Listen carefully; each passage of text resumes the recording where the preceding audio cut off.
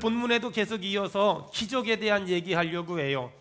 사흘이나 굶은 사람이 4,000명이나 됐는데 예수님이 그 사람들을 전부 배부르게 하는 기적이 일어났어요. 마가복음을 설교하면서 매주일마다 기적의 역사가 일어나요. 여러분, 이 말씀이 강단에서만 선포되는 게 아니라 우리의 가정에서, 우리의 직장에서, 우리의 사업장에서, 여러분의 인생 가운데 기적이 일어나기를 간절히 축원합니다. 아멘. 여러분 늘 기도하다시피 우리 우은미 집사님이 병원에 입원해 있잖아요.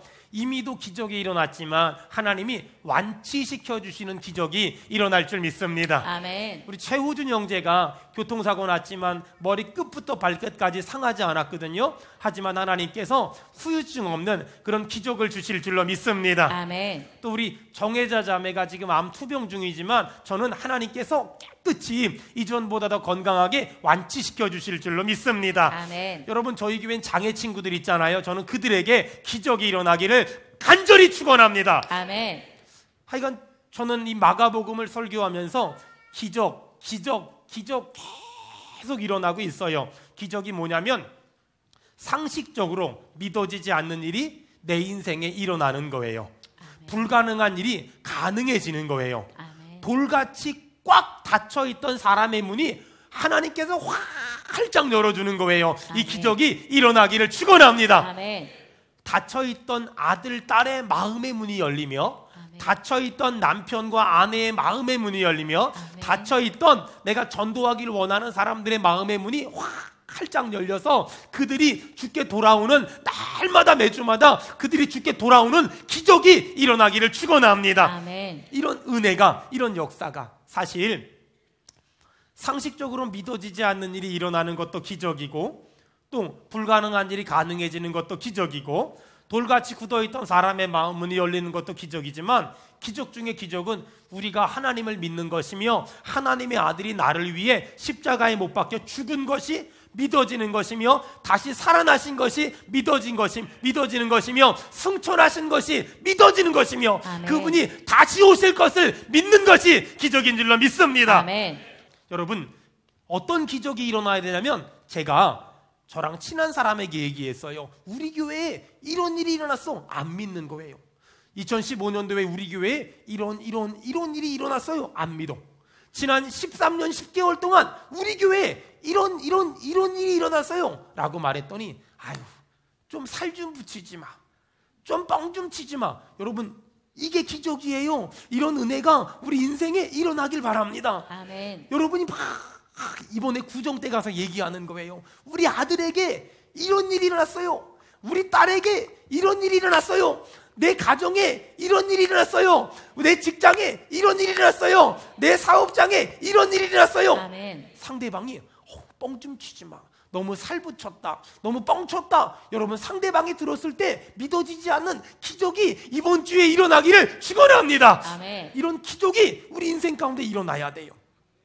저는 이렇게 저희 교회 얘기를 많이 하게 되잖아요. 외부에 나가서 저희 교회가 작년 동안 행한 일, 지난 13년 10개월 동안 행한 일, 그러면 사람들이 약간 안 믿는 것 같아요. 약간 안 믿는 것 같아요. 그러거나 말거나 상관없어요. 거짓말 전혀 안 하니까. 지난 1년 동안 하나님은 우리 교회에 기적을 주셨으며 지난 13년 10개월 동안 하나님은 우리 교회에 기적을 행하신 줄로 믿습니다. 아멘. 자, 다시 한번, 기적이 언제 일어나냐? 제가 매주마다 얘기하고 있어요. 그 첫 번째는 하나님은 기적이 일어나기 전에 우리 마음에 기적이 일어날 수 있는 씨앗을 심게 하세요. 하나님이 이상하게 우리 마음에 어떤 부담을 주세요. 저 사람 좀 도와주면 좋겠다. 네가 저 일 좀 하면 좋겠다. 네가 교회에 저 물건 필요하다는데 샀으면 좋겠다. 네가 저 어려운 사람 좀 도와줘. 네가 저 선교지 좀 도와줘. 이런 마음에 부담을 주세요.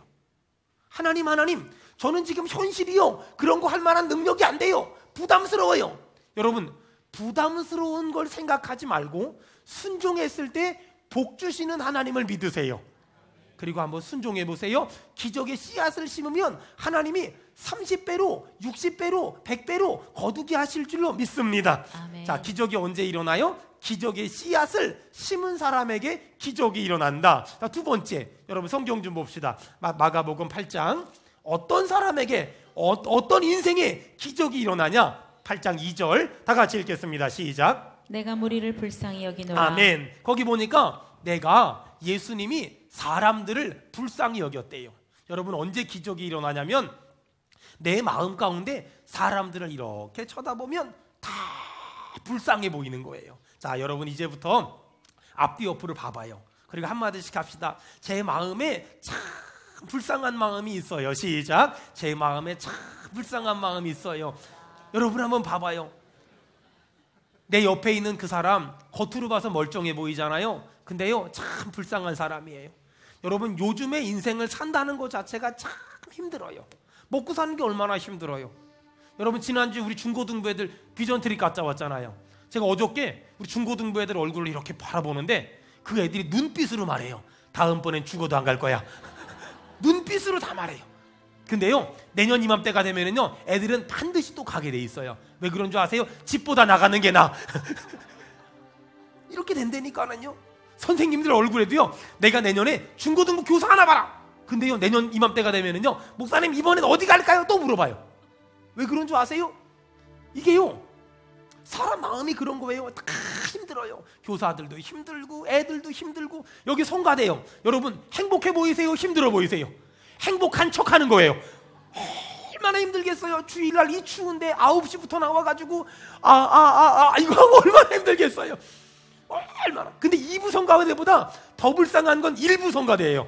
그 사람들은 더 불쌍해. 8시부터 나와가지고 나보다 더 일찍 나와요. 얼마나 힘든지 몰라요. 여러분, 우리가 그래요. 힘들지 않은 사람이 한 명도 없어요. 여러분, 우리가 어떻게 해야 되는 줄 알아요? 아내는 남편을 불쌍히 여기고, 남편은 아내를 불쌍히 여기고, 부모는 자녀를 불쌍히 여기고, 자녀는 불쌍히 여기는 거예요. 우리 옆 사람 보고 한마디 합시다. 제가 늘 기도해드리겠습니다. 시작. 제가 늘 기도해드리겠습니다. 여러분, 언제 기적이 일어난다고요? 예수님이 사람들을 불쌍히 여기니까 기적이 일어나는 거예요. 근데 신기하지요? 어떤 사람은 신기한 게 장애 아이들을 보면 불쌍히 여겨요. 전 제 마음 가운데 우리 장애 친구들을 보면 그런 마음이 있어요. 한 번은 어떤 아구찜 집에서 밥 먹고 나오는데 딱 보니까 장애 친구야. 그냥 딱 보면 알아요. 그래서 얼른 가서 신발 씻겨주면서 막 이렇게 얘기해 줬더니 굉장히 좋아하더라고. 근데 어떤 사람은 못 가요, 가까이. 근데 어떤 사람은 저 필리핀 사람들만 보면 불쌍히 여겨져. 어떤 사람은요, 할아버지 할머니만 보면 도와주고 싶어. 어떤 사람은요, 애들만 보면 막 도와주고 싶어요. 참, 그래서 사명은 각자예요. 제가 아는 친구 목사님은 노숙자들, 이렇게 날씨가 춥잖아요. 막 걱정이 태산이야. 얼어 죽으면 어떡하지? 아프면 어떡하지? 근데 정말 신기한 거는요, 저는 그런 은사가 없어요. 제가 다 그렇게 신경 쓸 것 같잖아요. 전 또 그런 은사가 없어. 이렇게 사람마다 어떤 사람은 이런 부분에 마음에 부담이 있고, 어떤 사람은 이런 부분에 마음에 부담이 있고, 어떤 사람은 이런 부분에 마음에 부담이 있어요. 여러분, 장애 아이들을 도와주고 노숙자들을 도와주는 거 사람이 착해가지고 하는 줄 아세요? 절대 그렇지 않아요. 하나님이 우리 마음에 선한 감동을 주세요. 불쌍히 여기는 마음을 주세요. 그 불쌍히 여기는 마음을 우리 기독교 용어로 뭐라 그러는 줄 아세요? 따라합시다. 성령의 감동. 성령의 감동. 마이크 볼륨 조금만 높여주세요.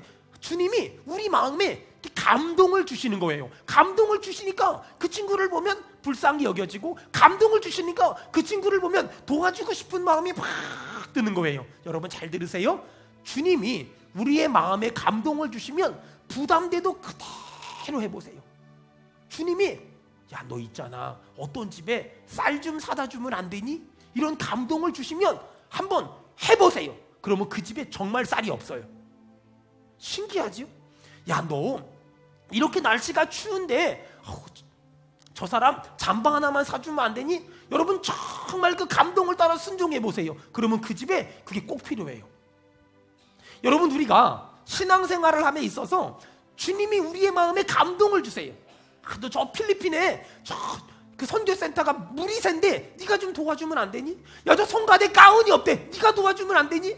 여러분, 그게 부담되는 말이긴 하지만 그 말을 내가 마음으로 받고 반응을 하면 주님은 그 인생 가운데 기적을 주시겠다는 거예요. 기적을 주시겠대요. 여러분, 오늘 주님이 우리 마음에 어떤 사람에 대해서 어떤 일에 대해서 불쌍히 여기는 마음을 주시면 그 불쌍히 여기는 마음에 경건하게 반응하면 주님은 지금도 그 인생 가운데 기적을 주실 줄로 믿습니다. 아멘.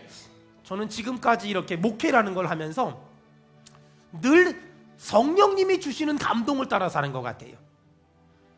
그냥 저는 정상적인 대학을 다니다가 주님이 감동 주셔서 신학대학을 갔어요. 그리고 주님이 감동 주셔서 필리핀에 선교사로 갔어요. 주님이 감동 주셔서 유학을 포기하고 교회를 개척했어요. 주님이 감동 주셔서 교회를 이사했어요. 주님이 감동 주셔서 여기까지 왔어요. 주님이 감동 주셔서 지금도 교회 학교에 많은 관심이 있어요. 주님이 감동 주셔서 지금도 장애인 사역에 많은 꿈이 있어요. 단 한 번도 돈이 있어서 해본 적이 없어요. 단 한 번도 계획을 세우고 해본 적이 없어요. 단 한 번도 막 이것저것 따지고 해본 적이 없어요. 주님이 제 마음에 감동을 주시면 일단 뒤를 생각 안 하고 일단 기도하면서 나가요. 잘 들어보세요. 내가 순종하기로 결단하면 주님은 순종할 수 있도록 영권과 인권과 물권을 주실 줄로 믿습니다. 자, 여러분 성경 봐봐요. 자, 기적이 언제 일어난다고요? 자, 씨앗을 심으면 그 다음에 불쌍히 여기면 세 번째. 자, 그 다음에 2절 좀 봅시다. 거기 2절에 마가복음 8장 2절에 3절에 굉장히 중요한 말이 있어요. 마가복음 8장 3절 시작. 만일 내가 그들을 굶겨 집으로 보내면 길에서 기진하리라. 그 중에는 멀리서 온 사람들도 있느니라. 그 중에는 멀리서 온 사람들도 있느니라. 여러분 거기 4,000명이 모였어요. 4,000명이 모이는데 예수님 눈에 멀리서 온 사람들에 대한 마음이 있어요. 배려하는 마음. 우리 옆 사람 축복합시다. 추운데 오느라 애 쓰셨습니다. 시작. 추운데. 여러분 저는 오늘 날씨가 너무 춥다 그래서 한 사람도 안 올 줄 몰랐어요. 한 사람도 막 걱정했어요. 사실요. 날씨가 추워서 어떡하지? 날씨가 추워서 어떡하지? 그런데 제가 기도했어요. 하나님, 날씨가 추워서 아무데도 놀러 가지 않음을 감사합니다. 여러분, 주님은 멀리서 오는 사람들에 대한 배려함이 있었어요. 저는 이 말씀을 딱 묵상하는데 깨달아지는 하나의 사건이 있었어요. 뭐냐면은요, 여러분 우리 어릴 적에 놀아봤잖아요. 이 놀아봤다는 게 막 나쁜 짓 했다는 게 아니고요. 우리 다 이게 막 사방치기도 하고 모두 우리 막 어릴 적에 막 놀아봤잖아요. 막 구슬치기도 하고 딱지치기도 하고 놀아봤잖아. 애들 막 축구하고 막 놀아봤잖아요. 근데 꼭 그 어릴 적에 놀 때 보면은요, 이게 좀 연약한 친구들이 있어요. 좀 약간 부족한 친구들, 연약하고 약간 부족한 친구들이 있어요. 여러분은 놀 때 그런 친구들을 어떻게 처리했습니까? 응? 축구를 하려고 하는데 우리 팀하고 얘네 팀하고 축구를 하려고 하는데 얘가 우리 팀에 데리고 와도 아무 유익이 없어. 하지만 저쪽 팀 가도 별 유익이 없어. 여러분 그런 친구들은 어떻게 했습니까? 그걸 보고 뭐라 그랬죠? 크게 뭐라 그랬죠? 깍두기. 저는 이 깍두기 제도는 참 성경적이라고 생각해요. 이 깍두기 제도. 요즘 애들은 이 깍두기를 몰라요. 다 공책도 깍두기. 네 편든 얘는 여러분 내 깍두기의 은혜가 뭔지 아세요?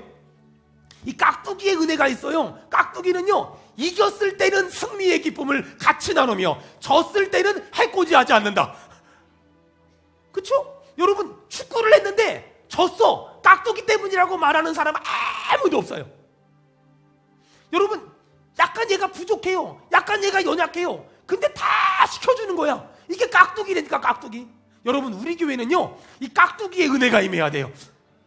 막 일 잘하는 사람, 뭐 잘하는 사람, 세상에서 잘난 사람, 세상에서 똑똑한 사람, 세상에서 능력 있는 사람, 이 사람들이 팔을 치는 교회가 아니라 여러분 깍두기, 연약하고 부족하고 좀 못나고 좀 부족해도 성가대도 앉아있고 여기도 앉아있고 여기도 앉아있고 교사도 하고 모두 하고 아니 이런 사람이 집사도 되고 이런 사람이 안수집사도 되고 이런 사람이 권사도 되고 이런 사람이 장로도 되고, 이건 아멘을 안 하니까 새로 해야 되겠다. 이런 깍두기 같은 사람 있잖아. 깍두기. 이때니까는 옆 사람 보고 그래요. 저보고 하는 말이에요. 시작. 깍두기 같은 사람이 있다니까는요, 돈도 없고 능력도 없고 백도 없고 실력도 없고 사회적인 능력도 없고 아무것도 없어요. 그런데 이런 사람이, 여러분 이런 사람이 교회는 많아야 돼요. 이런 사람이 교회 와서 다 복 받아야 돼요. 아멘. 이런 사람이 교회에서 대접받아야 돼요. 여러분, 이런 사람이 성가대도 하는 교회가 돼야 되고요. 아멘. 이런 사람이 교사도 하고요. 아멘. 이런 사람이 반주는 시킬 수 없게. 이런 사람이 우리 교회에서 서리 집사도 되고, 아멘. 장로도 되고, 아멘. 권사도 되고, 아멘. 안수 집사도 되고, 아멘. 이런 사람이 인정받고, 이런 사람이 대접받는, 여러분, 거기가 교회예요. 이런 사람이 교회에 많아야 돼요. 이런 사람이 교회에 많아야 돼요. 여러분, 그런 의미. 예수님은 멀리서 온 사람들을 배려하잖아요. 제가 그 베트남의 빌롱이라는 데를 갔는데 충격을 받았어요. 5시가 됐는데 상가가 문을 다 닫아요. 상가가 문을 다 닫아. 그래서 여긴 일찍 끝나나 보다 그랬거든요. 아니에요. 상가가 문을 다 닫더니 노점상들이 죄다 나와요. 그리고 그 문 닫은 그 상가 앞에다가 좌판을 쫙 펴고 장사를 해요. 나중에 하니까 그 빌롱 시장이 그 멋있는 제도를 만든 거예요. 5시까지는 그 상가가 있는 사람들이 돈을 벌고, 5시 이후엔 다 문 닫고 가난한 사람들이 좌판 전부 노점상들이 갖고 나와서 먹고 살게끔 해준 거예요. 그 부분만큼은 베트남이 우리나라보다 선진국 맞아요. 여러분, 이 배려한다는 거, 이 참 얼마나 아름답고 참 귀해요. 여러분, 언제 기적이 일어난다고요? 기적의 씨앗을 심으면 기적이 일어나고요. 사람을 불쌍히 여기면 기적이 일어나고요. 누군가를 배려하면 기적이 일어나요. 우리 교회가 이런 은혜가 있기를 축원합니다. 아멘. 우리 교회가 이런 교회가 돼야 돼요. 근데 안타까운 사실이 오늘 성경에 나와요. 마가복음 8장 4절입니다. 다 같이 읽겠습니다. 시작. 제자들이 대답하되 이 광야 어디서 떡을 얻어 이 사람들로 배부르게 할 수 있으리이까? 여러분, 제자들이 대답하되 이 광야 어디서 떡을 얻어 이 사람들로 배부르게 할 수 있습니까? 예수님이 광야에 있는 4,000명을 먹여라 그랬더니 제자들이 어디서 떡을 가지고 오란 말이에요. 저는 좀 전에, 바로 직전에 오병이어의 기적을 경험했잖아요. 근데 지금 여기 보니까 칠병이어의 기적이거든요. 근데 저는 그냥 혼자 의심을 해봤어요. 이게 제자들이 오병이어를 경험했다면, 지금 이런 일이 있다면 또 기적이 일어나겠구나, 이렇게 생각을 해야 되는데, 제자들은 좀 전에 오병이어를 경험해놓고 이번에 칠병이어로 4,000명 먹이려는데 떡 어디서 가지고 와요? 지금 이렇게 예수님한테 따져요. 아니, 오병이어를 경험을 못한 사람들이라면 떡 어디서 가지고 와요? 물어보는 게 맞죠. 근데 오병이어를 경험했으면 이제는 얘들아, 4,000명 있다, 먹이자. 여기 7병이어 있다. 그러면 아싸, 또 기적이 일어나겠구나, 이게 맞거든요. 근데 제자들은 오병이어를 전혀 경험해보지 않은 사람들처럼 예수님, 떡 어디서 가지고 오란 말이에요? 떡이 어디 있어요? 라고 지금 따져요. 아주 오병이어를 전혀 경험해보지 않은 사람처럼 시치미를 뚝 떼요. 제가 이 말씀을 묵상하며 깨달은 게 있어요. 우리가 지난 날 동안 얼마나 많은 하나님의 은혜를 받았어요.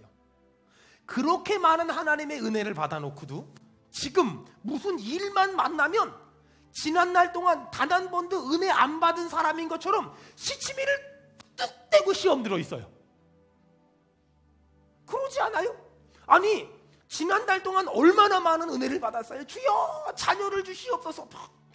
주여, 이 문제 해결해 주세요. 해결해 주고, 주님이 기가 막힐 수렁에서 건져주시며, 주님이 갈 길을 몰라 헤매일 때 길을 인도하시며, 주님이 물질적으로 어려우실 때 물질의 복을 주셨으며, 주님이 아플 때 고쳐주셨으며, 아멘. 그런데 그런 많은 은혜를 받아서 막 그냥 간증하라 그러면 밤새워서 간증할 거리가 있음에도 불구하고 지금 요딴만한 문제 만나면 또 기분 나빠해요.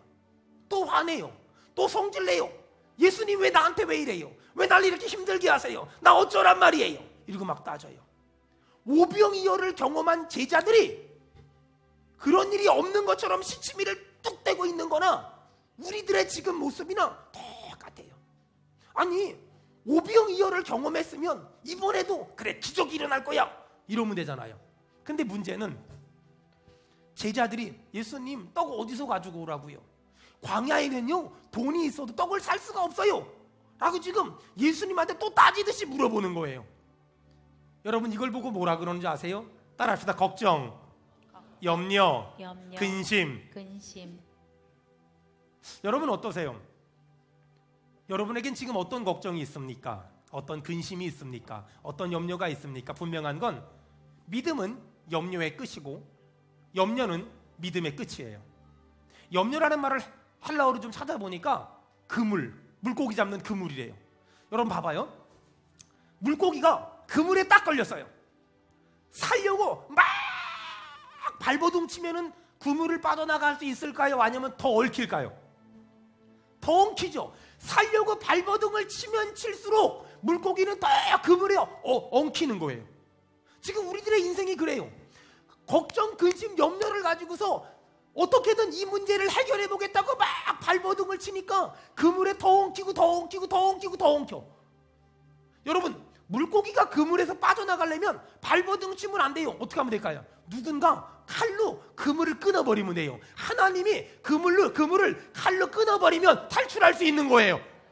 여러분 염려, 걱정, 근심은요 이거는요 내가 해결하려고 막 발버둥 치면 안 돼요.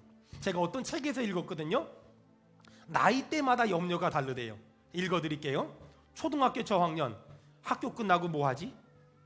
초등학교 고학년 학원 끝나고 뭐하지? 중1 개발활동 뭐하지? 중2 중3 난 커서 뭐되지? 고1 2 3 야자 때 뭐하지? 군대 가서 나는 뭐지?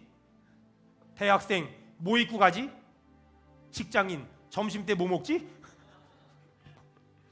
여러분이 제가 그래서 이 걱정 근심에 대한 아주 단순하고도 분명한 솔루션을 하나 만들어 왔어요. 어떤 말이 좋을까? 어떤 답변이 좋을까? 해결될 문제라면 걱정할 필요 없고 해결 안 될 문제라면 걱정해도 소용없잖아요. 이해되세요? 해결될 문제라면 걱정할 필요 없고 해결 안 될 문제라면 걱정해도 아무 소용없어요. 주님은 오늘 현실을 바라보고 걱정하고 염려하는 제자들을 바라보고서 주님 한마디 하세요. 여러분 21절 좀 봐보세요.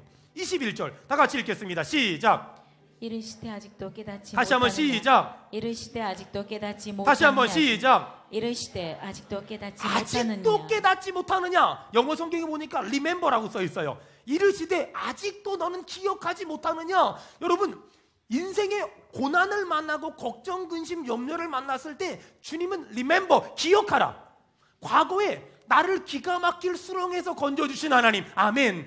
과거에 나를 가난에서 건져주시고 질병에서 건져주시고 위기에서 건져주시고 위험에서 건져주신 하나님을 기억하라고 주님 말씀하세요. 그때 도와주신 하나님은 지금도 도와주실 줄로 믿습니다. 아멘. 여러분 오늘 제자들은 둘 중에 하나를 선택해야 돼요.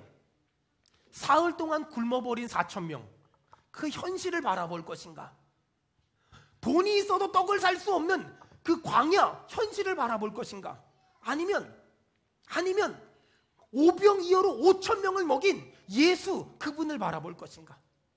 오늘 제자들은 둘 중에 하나를 선택해야 돼요. 나는 무엇을 바라볼 것인가? 광야를 바라볼 것인가? 사흘 동안 굶어버린 4,000명을 바라볼 것인가? 아무것도 심어도 나지 않는 광야를 바라볼 것인가? 그 현실을 바라볼 것인가? 아니면 예수, 오병이어로 5,000명을 먹인 예수, 칠병이어로 4,000명을 먹이신 예수 그분을 바라볼 것인가? 여러분 믿음의 인생을 사는 모든 사람들은 날마다 둘 중에 하나를 어떤 걸 바라볼 것인가 선택을 해야 돼요. 현실을 바라볼 것인가? 예수를 바라볼 것인가? 예수를 바라볼 것인가? 현실을 바라볼 것인가? 여러분 우리는 매 순간순간마다 결단해야 돼요. 현실을 바라볼 것인가? 예수를 바라볼 것인가? 여러분 현실을 바라보고 힘이 나는 사람은 죄송합니다만 아무도 없어요. 현실을 바라보고 막 신나는 사람은 아무도 없어요. 우리들의 현실을 바라보면 너무 힘이 들어요. 우리들의 현실을 바라보면 너무 답답해요. 우리들이 현실을 바라보면 너무 암담해요. 우리 가운데 어떤 사람은 카드 막는 날짜만 날아오면 걱정 근심이 가득인 사람이 있을 거예요.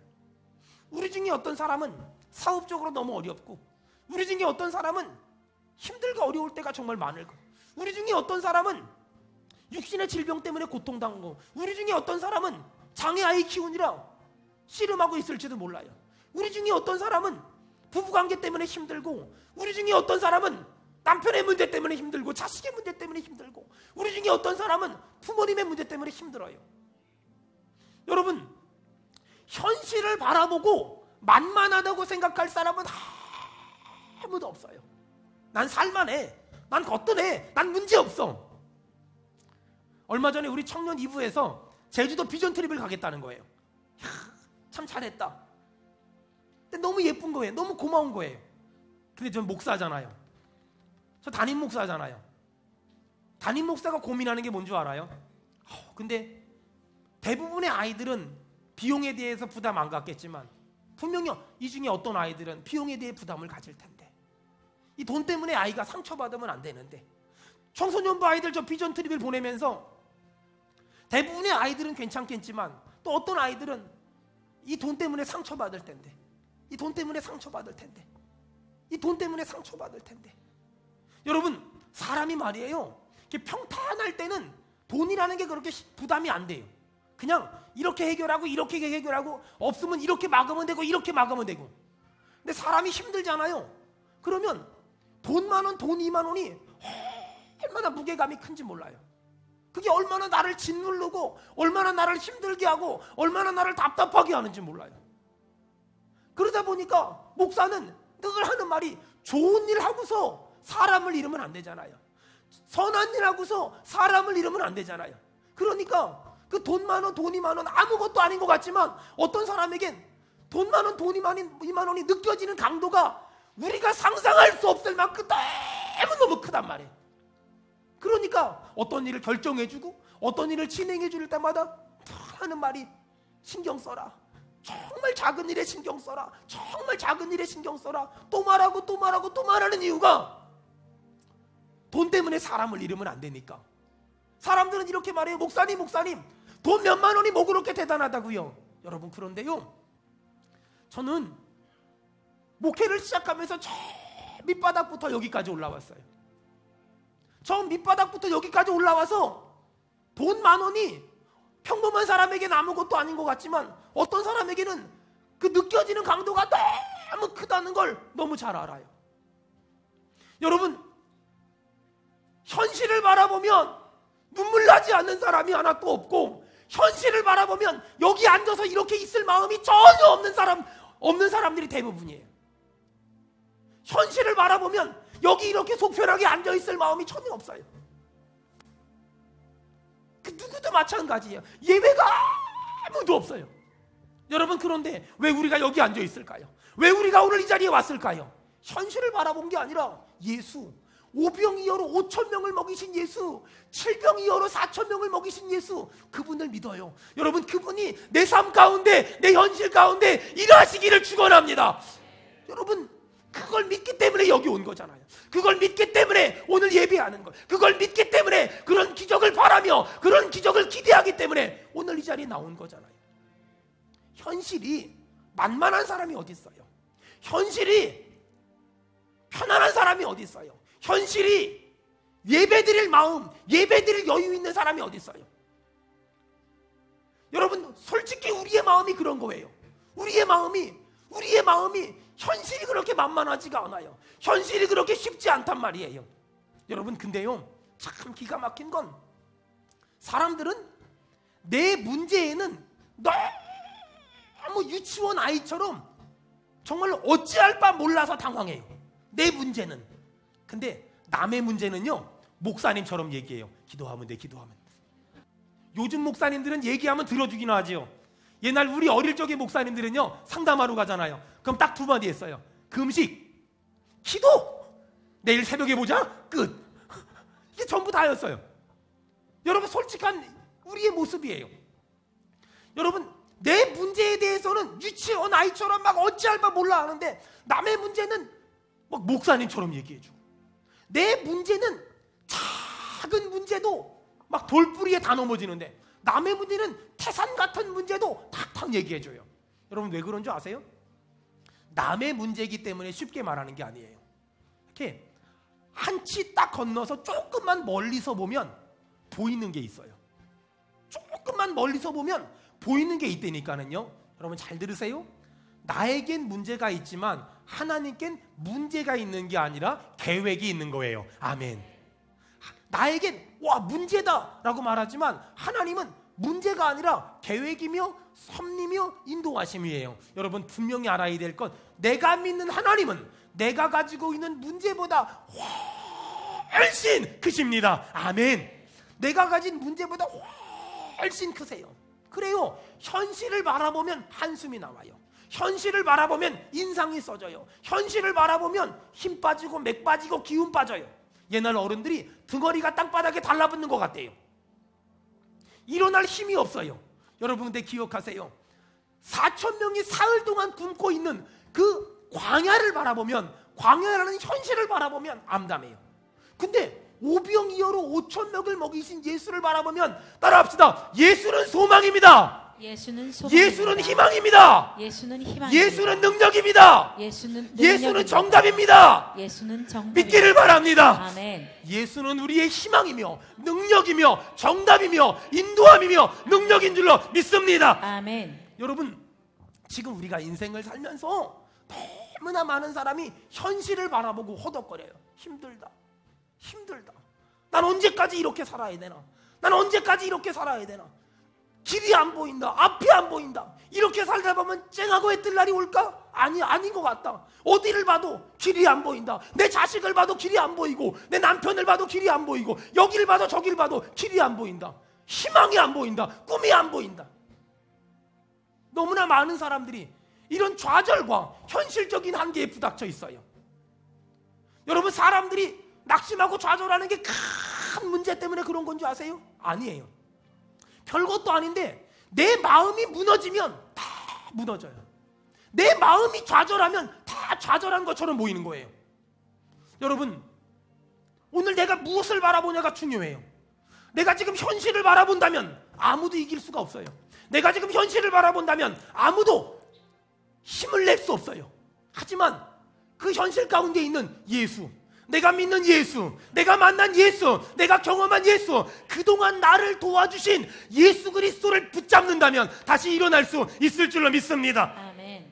너무나 많은 사람이, 너무나 많은 그리스도인들이 현실을 쳐다보면서 다 넘어져요. 너무나 많은 성도들이 현실을 바라보면서 다 쓰러져요.